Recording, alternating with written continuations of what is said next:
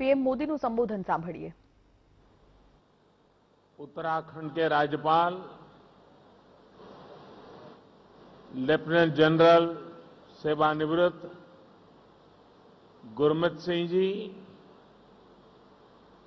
युवा, ऊर्जावान और उत्साही मुख्यमंत्री मेरे मित्र श्री पुष्कर सिंह धामी जी, केंद्रीय मंत्रिमंडल के मेरे सहयोगी श्री मनसुख मांडविया जी, श्री अजय भट्ट जी, उत्तराखंड विधानसभा के स्पीकर श्री प्रेमचंद अग्रवाल जी, उत्तराखंड सरकार में मंत्री और आज उनका जन्मदिन भी है डॉक्टर धन सिंह रावत जी, उनको जन्मदिन की बहुत बहुत बधाई। देश के अनेक स्थानों से जुड़े राज्यों के मुख्यमंत्रीगण, लेफ्टिनेंट गवर्नर्स, राज्यों के अन्य मंत्रीगण, सांसद और विधायकगण और मेरे प्यारे भाइयों और बहनों, ये देवभूमि ऋषियों की तपोस्थली रही है। योग नगरी के रूप में ये विश्व के लोगों को आकर्षित करती रही है। मां गंगा के समीप हम सभी को उनका आशीर्वाद मिल रहा है। आज से नवरात्र का पावन पर्व भी शुरू हो रहा है। आज प्रथम दिन मां शैलपुत्री की पूजा होती है।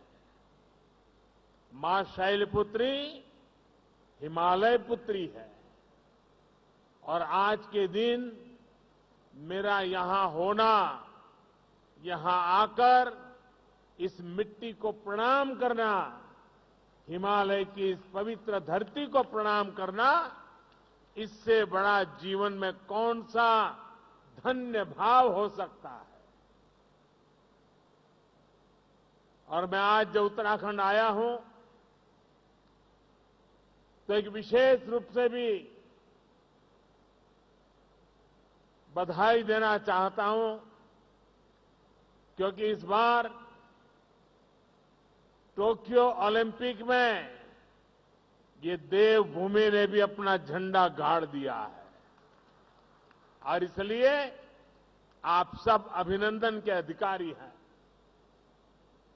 उत्तराखंड की दिव्य धरा ने मुझ जैसे अनेक लोगों के जीवन की धारा को बदलने में बड़ी भूमिका निभाई है। यह भूमि इसलिए मेरे लिए महत्वपूर्ण है, इस भूमि से मेरा नाता मर्म का भी है, कर्म का भी है, सत्व का भी है, तत्व का भी है। साथियों, जैसा अभी मुख्यमंत्री जी ने याद दिलाया, आज के ही दिन 20 साल पहले मुझे जनता की सेवा का एक नया दायित्व मिला था। लोगों के बीच रहकर लोगों की सेवा करने की मेरी यात्रा तो कई दशक पहले से चल रही थी, लेकिन आज से 20 वर्ष पूर्व गुजरात के मुख्यमंत्री के रूप में मुझे नई जिम्मेदारी मिली थी। वैसे ये भी एक संयोग है कि उत्तराखंड का गठन साल 2000 में हुआ और मेरी यात्रा इसके कुछ ही महीनों बाद साल 2001 में शुरू हुई। साथियों, सरकार के मुखिया के तौर पर पहले मुख्यमंत्री और फिर देश के लोगों के आशीर्वाद से देश के प्रधानमंत्री पद पर पहुंचना, इसकी कल्पना मैंने कभी नहीं की थी। 20 वर्ष की ये अखंड यात्रा आज अपने 21वें वर्ष में प्रवेश कर रही है और ऐसे महत्वपूर्ण वर्ष में जिस धरती ने मुझे निरंतर अपना स्नेह दिया है, अपनत्व दिया है, वहां आना मैं अपना बहुत बड़ा सौभाग्य समझता हूं। हिमालय की ये तपोभूमि जो तप और त्याग का मार्ग दिखाती है, उस भूमि पर आकर कोटि कोटि देशवासियों की सेवा का मेरा संकल्प और दृढ़ हुआ है और मजबूत हुआ है। किसी भी देश के लिए अकल्पनीय लक्ष्य था, लेकिन भारत ने इसे हासिल करके दिखाया। साथियों, यहां उपस्थित कई महानुभाव इस बात से परिचित है कि ऑक्सीजन के प्रोडक्शन के साथ ही उसका ट्रांसपोर्टेशन भी कितनी बड़ी चुनौती होता है। ऑक्सीजन ऐसे ही किसी टैंकर में नहीं ले जाया जा सकता। इसके लिए खास टैंकर चाहिए होता है। भारत में ऑक्सीजन प्रोडक्शन का काम सबसे ज्यादा पूर्वी भारत में होता है, लेकिन मुश्किल ये कि जरूरत सबसे अधिक उत्तर और पश्चिम भारत में पड़ी। भाइयों और बहनों, लॉजिस्टिक्स की इतनी चुनौतियों से जूझते हुए देश ने युद्ध स्तर पर काम किया। देश और दुनिया में दिन रात जहां से भी संभव हो वहां से oxygen plants, oxygen tanker arrange किए गए, स्पेशल ऑक्सीजन ट्रेन चलाई गई, खाली टैंकरों को तेजी से पहुंचाने के लिए वायुसेना के विमान लगाए गए, प्रोडक्शन बढ़ाने के लिए डीआरडीओ के माध्यम से तेजस फाइटर प्लेन की टेक्नोलॉजी को लगाया गया। पीएम केयर से देश में पीएसए ऑक्सीजन प्लांट लगाने पर काम तो तेज हुआ ही, 1 लाख से अधिक ऑक्सीजन कंसंट्रेटर के लिए पैसा भी दिया गया। साथियों, भविष्य में कोरोना से लड़ाई के लिए हमारी तैयारी और पुख्ता हो, इसके लिए देश भर में पीएसए ऑक्सीजन प्लांट्स का नेटवर्क तैयार हो रहा है। बीते कुछ महीनों में पीएम केयर द्वारा स्वीकृत 1150 से अधिक ऑक्सीजन प्लांट्स काम करना शुरू कर चुके हैं। अब देश का हर जिला पीएम केयर्स के तहत बने हुए ऑक्सीजन प्लांट से कवर हो गया है। पीएम केयर्स के सहयोग से बने इन ऑक्सीजन प्लांट्स को जोड़ लें तो केंद्र सरकार, राज्य सरकार, इन सभी के प्रयासों से देश को करीब 4,000 नए ऑक्सीजन प्लांट्स मिलने जा रहे हैं। ऑक्सीजन की चुनौती का मुकाबला करने में अब देश और देश के अस्पताल पहले से कहीं ज्यादा सक्षम हो रहे हैं। साथियों, ये हर भारतवासी के लिए गर्व की बात है कि कोरोना वैक्सीन की 93 करोड़ डोज लगाई जा चुकी है। बहुत जल्द हम 100 करोड़ के आंकड़े को पार कर पाएंगे और पार कर जाएंगे। भारत ने कोविन प्लेटफॉर्म का निर्माण करके पूरी दुनिया को राह दिखाई है कि इतने बड़े पैमाने पर वैक्सीनेशन किया कैसे जाता है। पहाड़ हो या रेगिस्तान, जंगल हो या समंदर, 10 लोग हो या 10 लाख, हर क्षेत्र तक आज हम पूरी सुरक्षा के साथ वैक्सीन पहुंचा रहे हैं। इसके लिए देश भर में 1,30,000 से ज्यादा टीकाकरण केंद्र स्थापित किए गए हैं। यहां राज्य सरकार के प्रभावी मैनेजमेंट की वजह से उत्तराखंड भी बहुत जल्द 100% पहली डोज का पड़ाव पूरा करने वाला है और इसके लिए मुख्यमंत्री जी को, उनकी पूरी टीम को, यहां के हर छोटे मोटे सरकार के साथियों को मैं हृदय से बहुत बहुत बधाई देता हूं। भाइयों बहनों, जहां तराई जैसी समतल भूमि है, वहां शायद इन कामों में सरलता रहती है। मैं इस धरती से बहुत जुड़ा रहा हूं। यहां वैक्सीन पहुंचाना भी कितना कठिन होता है।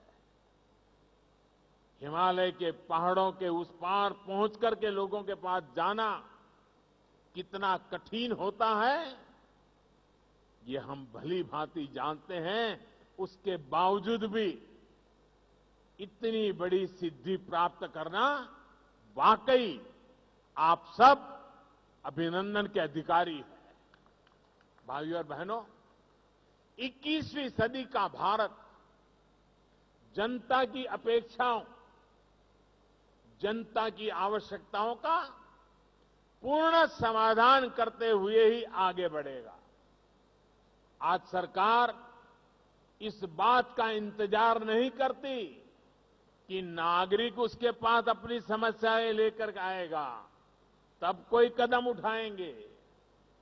सरकारी माइंडसेट और सिस्टम से इस भ्रांति को हम बाहर निकाल रहे हैं।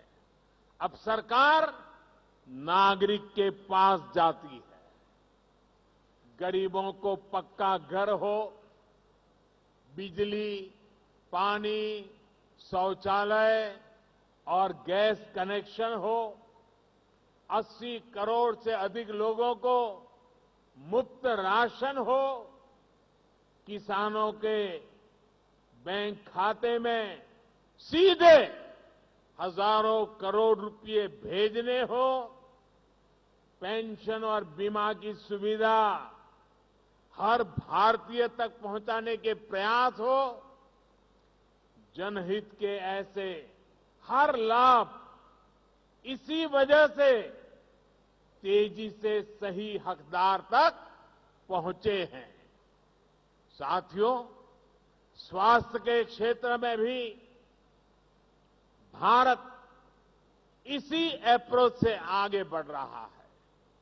इससे गरीब और मध्यम वर्ग की बचत भी हो रही है और उसे सुविधा भी मिल रही है। पहले जब किसी को गंभीर बीमारी होती थी तो वो आर्थिक मदद के लिए यहां वहां नेताओं या फिर सरकारी दफ्तरों के चक्कर काटता था। आयुष्मान भारत ने इस परेशानी को हमेशा के लिए खत्म कर दिया है।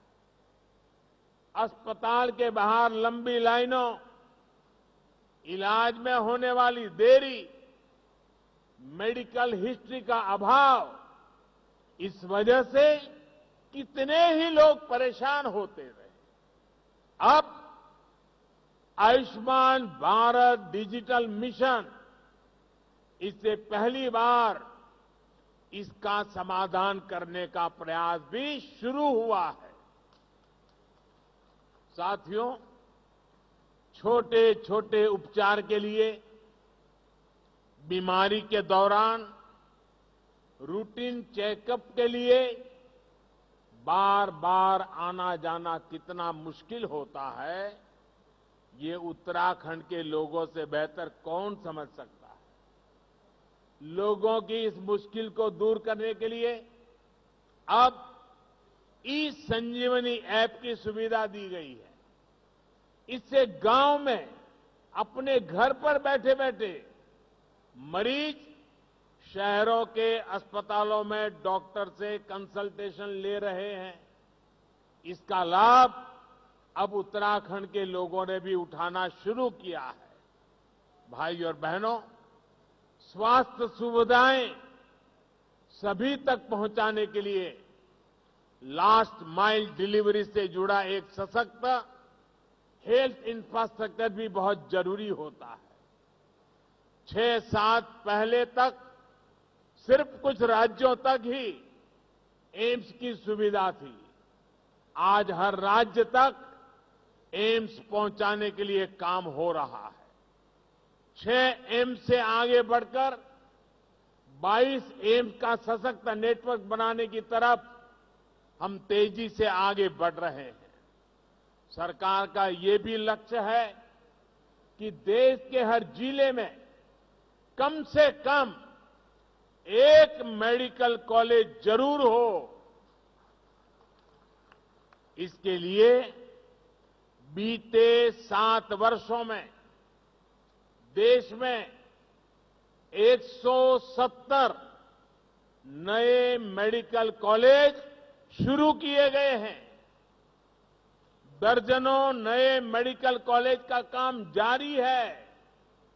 यहां मेरे उत्तराखंड में भी रुद्रपुर, हरिद्वार और पिथौरागढ़ में नए मेडिकल कॉलेजों की मंजूरी दी गई है।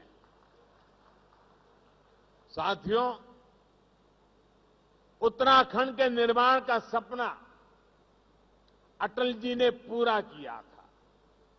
अटल जी मानते थे कनेक्टिविटी का सीधा कनेक्शन विकास से है। उन्हीं की प्रेरणा से आज देश में कनेक्टिविटी के इंफ्रास्ट्रक्चर के लिए अभूतपूर्व स्पीड और स्केल पर काम हो रहा है। मुझे संतोष है कि उत्तराखंड की सरकार इस दिशा में गंभीरता से काम कर रही है।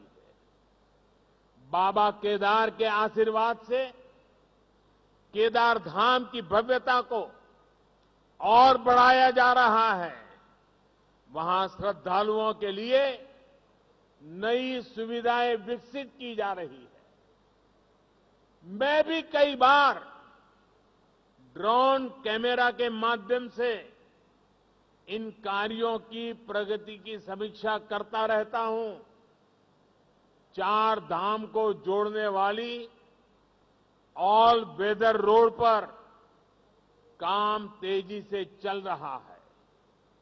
4 धाम परियोजना देश और दुनिया से आने वाले श्रद्धालुओं के लिए बहुत बड़ी सुविधा तो बना रही है, गढ़वाल और कुमाऊं के चुनौतीपूर्ण क्षेत्रों को भी आपस में जोड़ रही है। कुमाऊं में 4 धाम रोड के लगभग 150 किलोमीटर हिस्से से इस क्षेत्र के विकास को नया आयाम मिलने वाला है। ऋषिकेश कर्णप्रयाग रेल लाइन से भी उत्तराखंड की रेल कनेक्टिविटी को और विस्तार मिलेगा। सड़क और रेल के अलावा एयर कनेक्टिविटी को लेकर हुए कार्यों का लाभ भी उत्तराखंड को मिला है। देहरादून हवाई अड्डे की क्षमता को 250 पैसेंजर से बढ़ाकर 1200 तक पहुंचाया गया है। मुख्यमंत्री श्रीमान धामी जी के उत्साही और ऊर्जावान नेतृत्व में उत्तराखंड में हेलीपोर्ट इंफ्रास्ट्रक्चर को भी प्रोत्साहित किया जा रहा है। साथियों, पानी की कनेक्टिविटी को लेकर भी उत्तराखंड में आज सराहनीय कार्य हो रहा है। इसका बहुत बड़ा लाभ यहां की महिलाओं को मिलना शुरू हुआ है। उनका जीवन और आसान बन रहा है। 2019 में जल जीवन मिशन शुरू होने से पहले उत्तराखंड के सिर्फ 1,30,000 घरों में ही नल से जल पहुंचता था। 1,30,000 घरों में। आज उत्तराखंड के 7,10,000 से ज्यादा घरों में नल से जल पहुंचने लगा है। यानी सिर्फ 2 वर्ष के भीतर राज्य के करीब करीब 6 लाख घरों को पानी का कनेक्शन मिला है। जैसे उज्ज्वला योजना के तहत मिले गैस कनेक्शन ने महिलाओं को राहत दी, स्वच्छ भारत मिशन के तहत बने शौचालयों ने महिलाओं को सुविधा, सुरक्षा और सम्मान दिया, वैसे ही जल जीवन मिशन से हो रहा पानी का कनेक्शन महिलाओं को बहुत राहत दे रहा है।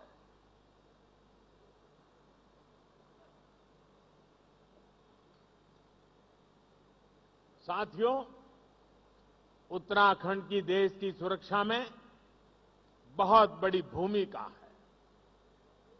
यहां का वीर नौजवान, वीर बेटियां भारतीय सुरक्षा बलों की आन बान और शान है। हमारी सरकार हर फौजी, हर पूर्व फौजी के हितों को लेकर भी पूरी गंभीरता से काम कर रही है। ये हमारी ही सरकार है जिसने 1 रैंक 1 पेंशन को लागू करके अपनी फौजी भाइयों की 40 साल पुरानी मांग पूरी की। और हमारे धामी जी तो खुद ही फौजी के बेटे हैं। वो बता भी रहे थे कि 1 रैंक 1 पेंशन, इस फैसले ने फौजियों को कितनी बड़ी मदद की है।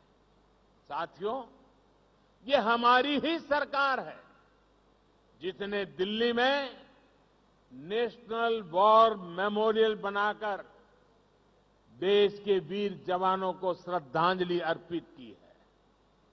ये हमारी ही सरकार है जिसने बैटल कैजुअलिटी वेलफेयर फंड का लाभ आर्मी के साथ साथ नौसेना और वायुसेना के शहीदों को भी सुनिश्चित किया है। ये हमारी ही सरकार है जिसने जेसीओ और अन्य रैंक की पदोन्नति को लेकर पिछले 4 दशकों से चला आ रहा मामला सुलझा दिया है। पूर्व सैनिकों को पेंशन से जुड़ी दिक्कतें ना आए, इसके लिए भी हम डिजिटल टेक्नोलॉजी का इस्तेमाल बढ़ा रहे हैं। साथियों, जब फौज के वीर जाबाजों के पास आधुनिक हथियार होते हैं, अपनी रक्षा के लिए आधुनिक उपकरण होते हैं, तो वो उतनी ही आसानी से दुश्मन से मुकाबला कर पाते हैं। ऐसी जगहों पर जहां मौसम हमेशा खराब रहता है, वहां भी आधुनिक उपकरणों से उन्हें बहुत मदद मिलती है। हमारी सरकार ने रक्षा क्षेत्र में जो आत्मनिर्भरता का अभियान चलाया है, वो भी बहुत बड़ी मदद हमारे फौजी साथियों की करने वाला है। और निश्चित तौर पर सरकार के इन सभी प्रयासों का लाभ उत्तराखंड को होगा, यहां के लोगों को भी होगा। भाइयों और बहनों, हम दशकों की उपेक्षा से देवभूमि को निकालने का बहुत ईमानदारी से, पूरी गंभीरता से प्रयास कर रहे हैं। बेहतर इंफ्रास्ट्रक्चर बनने के बाद वीरान पड़े गांव फिर से आबाद होने लगे हैं। कोरोना काल में मेरी यहां के अनेक युवाओं से, किसानों से कई बार बातचीत हुई है। जब वो बताते हैं कि उनके घर सड़क पहुंच चुकी है, अब उन्होंने होम स्टे खोल दिया है, तो मन को बहुत संतुष्टि मिलती है। नए इंफ्रास्ट्रक्चर से कृषि, पर्यटन, तीर्थाटन और उद्योगों के लिए, युवाओं के लिए अनेक नए अवसर खुलने वाले हैं।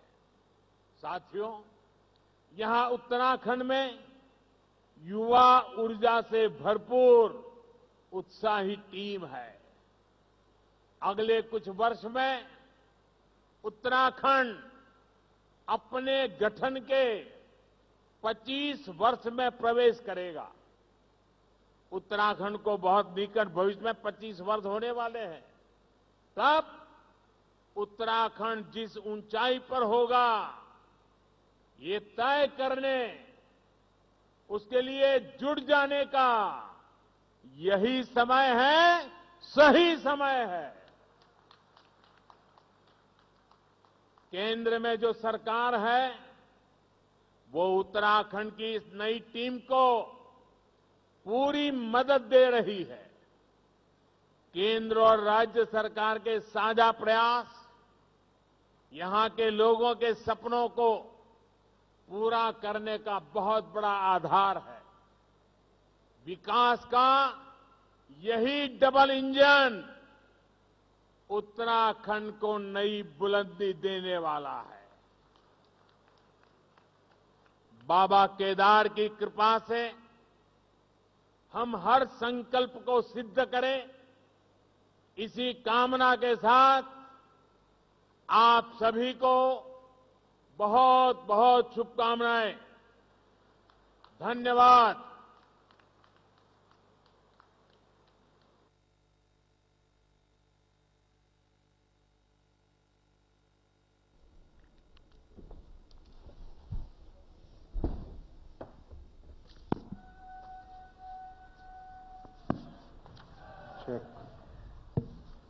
धन्यवाद मान्यवर। अलौकिक राष्ट्र प्रेम से ओतप्रोत आपका हर शब्द मां भारती के